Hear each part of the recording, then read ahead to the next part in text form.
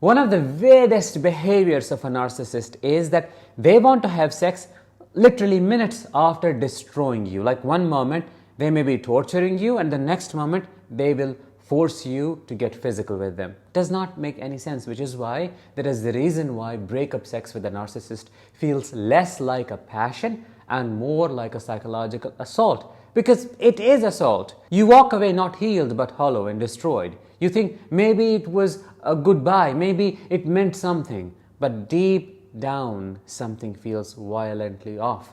And of course, that is what it is. Because what you experience is not love, it isn't reconciliation or even lust, it's domination, it is psychological warfare disguised as intimacy.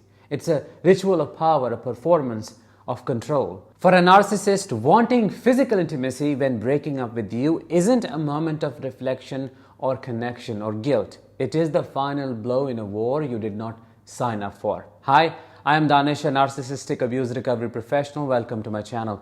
Today we are diving into one of the darkest truths survivors of narcissistic abuse face. The hidden reason why narcissists are obsessed with breakup sex. Let's go deep. When most people go through a rupture in a relationship, there is a period of grief, isn't there? There is reflection and reconciliation. If both people are mature, sometimes there is repair also. Even in situations where the relationship does not continue, the separation can carry some dignity and some sense of closure. But when you are dealing with a narcissist, none of those rules apply. In fact, they do the opposite. Instead of reflecting, they retaliate. Instead of grieving, they gloat. And instead of letting go, they want to possess you one last time, but of course not with love, with malice. In the days or hours leading up to the breakup, you will often witness some of the most aggressive, bizarre, and cruel behaviors from a narcissist. It's like their humanity shuts off. They become cold, sharp, and smug. They will say vile things, look at you and through you as if you never mattered. They may throw in a silent treatment, stonewall you so cold that it numbs your bones. But that's not the most painful part of it. It is what happens after they have emotionally gutted you. When you are on the floor emotionally, when you cannot stop crying, when you feel like your soul is cracking from within, that is when they come close. That is when they touch you. You will feel them press their body against yours, and for a second, you may get confused. You may think, oh, is this remorse? Is this regret? Is this a sign they love me after all? Of course not, it's a power move. They do not want to make love, they want to mark their territory. When a narcissist initiates sex during or after a breakup, it's of course not about reconnection, it's about reminding you that you're still theirs. They know you're emotionally devastated, they know you feel discarded, worthless, or used, you're trauma bonded, and that's exactly when they want you. Not to make things right, but to brand you. It's a territorial ritual, a sick psychological stamp that says, you may leave, but your body still belongs to me. It is less about desire and more about control. They get aroused not because you're beautiful, you are that, but because you are broken. They get turned on by the collapse. That's crazy. The sadistic arousal of seeing you cry. Let me say it as it is. A narcissist's arousal is often wired to your suffering. Not always in a physically violent way, but in a deeply sick psychological way. They thrive on emotional chaos, you know that, especially if they caused it. When they see you cry, shake, or plead, it activates something primal in them. Not empathy, not concern, but pleasure. It's a twisted form of validation. It tells them they still hold the power to make you crumble. And they love that. They love watching you unravel. They love hearing your voice crack. They love seeing your body collapse into theirs, not because they want you, but because you are too numb to fight it. That is the climax for them, not the orgasm, but the emotional death they just witnessed and of course caused.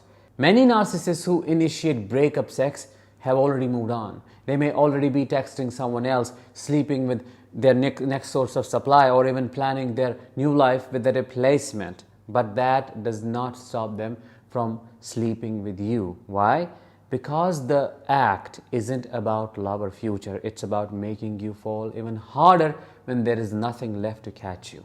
It's the free fall. It's about taking something sacred, your vulnerability, body, and your final goodbye, and using it as a tool to humiliate you, to take from you even when they have already discarded you, when there is nothing left to take. They want you to feel ashamed. They want you to wake up next to them and hate yourself, because that self-hate, that is the final blow they were after all along. You see, for a narcissist, the peak of power is knowing they led you to your own emotional decay, slowly, deliberately, with a smile. They engineered the moment so well that you walked into the trap. You lay next to them, you held their hand, and they stood there watching the life drain from your spirit like a predator licking blood off its paws. It is more than control, it is predatory pleasure. It's not just about getting laid, it's about watching you degrade yourself and knowing they did not even have to force it. They just pushed the right emotional buttons. They made you crave the very person who was destroying you, and that is what they call victory. That is how they take advantage of your trauma bonding.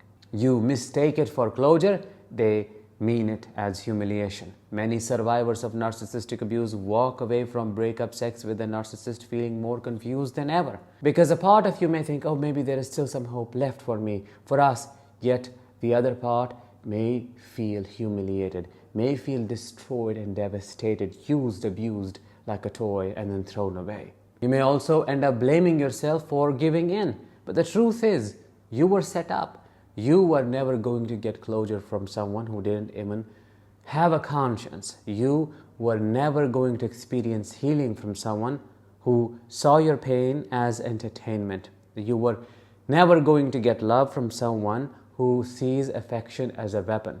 To the narcissist, that last round of sex was never about goodbye. It was about erasing your dignity, very stealthily. After the mask drops, after they have devalued you, discarded you, and maybe even humiliated you publicly, you would think they would walk away and never look back. But some narcissists come back, not out of remorse, but out of withdrawal. Not withdrawal from love, withdrawal from control. That is their trauma bond. When you try to reclaim your power or create distance, it drives them crazy, drives them into panic, because you are escaping their leash. That is why they show up late at night. That's why they send that "I miss you" text. That's why they hover around your life like vultures. And often that's why they push for one last sexual encounter, because they need to reassert dominance, not reconnect. The truth is, a narcissist does not care whether you are emotionally ready. They do not care if you're grieving, shaking, confused. In fact, the more shattered you are, the more satisfying it is to impose intimacy on you. They do not ask, do you want this? They imply, they pressure, they corner, they manipulate the moment so that resistance looks like rejection of them. And you are too tired to fight, too emotionally flooded to say no, too trauma bonded to even know what your boundaries are anymore. That is how they like it. Because the moment isn't about consent or connection. It's about dominance, the sheer thrill of taking something you were not offering without having to take it by force. Breakup sex with a narcissist is a psychological assault. It's not about pleasure. It's not about closure either. It's about reinfection. The moment your body opens up to them, your trauma deepens. Your self-trust corrodes. Your mind splits between the person you want them to be and the monster they just revealed. That is why you as a survivor may often spiral after this moment. That's why you feel dirtier, more ashamed, more confused than ever. Because it was not sex, it was possession. If this happened to you, please do not blame yourself. This was not a weakness on your part. It was a psychological trap you were never trained to escape from. What you experienced was part of a cycle designed to break you. You're not broken, but you are bleeding. And healing begins when you name what happened for what it was. A final act of domination, a fake goodbye wrapped in real trauma, a performance of connection from someone who only wanted nothing but submission from you. Real love does not thrive in your devastation. Real intimacy does not arrive when you are in tears. Real closure does not come from someone who always wanted to destroy you. The narcissist used your body as a stage to perform their last act of control, but you survived, and now you get to rewrite the ending. Don't go back, don't explain, don't wait for closure. The fact that they needed to destroy you to feel powerful is proof they were never powerful to begin with. They weren't aroused by you, they were aroused by your pain, and that's not love, that is sadism. Now that you see it, you can break the spell. How? By focusing on yourself and healing your trauma deeply. With that, let's bring this episode to an end. Thank you so much for watching and listening. I will talk to you in the next one. Until then, as always, let the healing begin and continue.